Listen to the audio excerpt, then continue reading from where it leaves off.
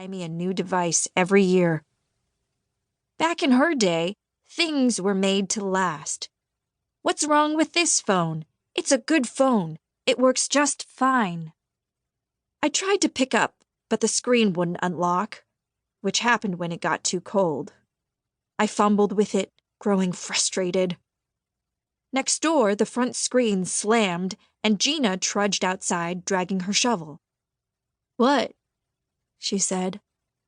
"My phone is frozen again. Literally." "It's protesting," Gina said. "I don't want to be out here either." She spoke with a soft New England accent, the only one I'd heard that sounded sweet. I tried to answer again. This time it worked. "Hello," a man said on the other end of the line. "I'm Tony from Tire Max America, and I'm calling to tell you about our end-of-winter deals." My heart sank. "Not interested," I mumbled, and shoved my phone into my pocket. "No word from your startup oven thing?" Gina asked. She was talking about the Foundry. "Incubator," I corrected. "Ovens cook things. Incubators warm things gently to foster life." "Whatever."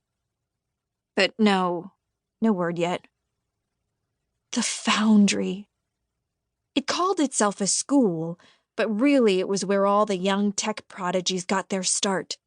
The only one of its kind. Only 20 kids were accepted, all expenses paid for 1 year to live on campus in Silicon Valley and compete to be that year's founder.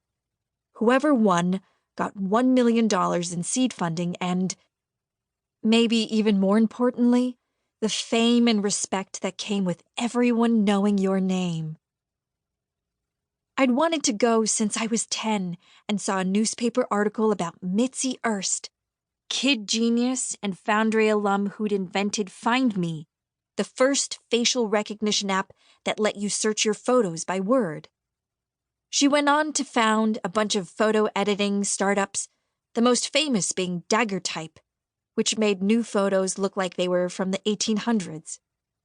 Mitzy wasn't a kid anymore, but I still had the clipping taped to the wall by my bed, along with a few old profiles and an interview where she talked about how anyone with a good idea could make it to California if they worked hard enough. Just apparently not me.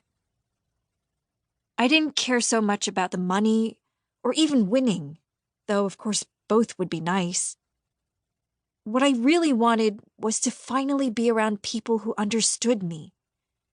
People who wouldn't see me as an eccentric basement dweller who only knew how to talk to computers, who would look at Wiser and see her potential, and mine. I surveyed the snow in front of me, feeling miserable. Who decided this was a habitable environment for humans? I asked. Click, select, and delete. Why hasn't anyone invented that yet for real life? "It's on you, I guess," Gina said with a smirk. "Though I don't know what you're complaining about. Your driveway is 4 feet shorter than mine." Gina was the youngest of 4 and spent most of her time trying to talk over her brothers, which taught her how to be loud. She was the polar opposite of me. Short where I was tall, round where I was bony, charming where I was awkward.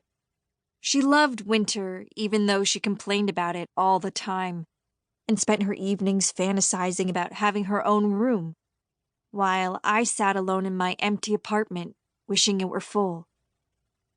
She was hopeless with technology and preferred sports, both watching and playing.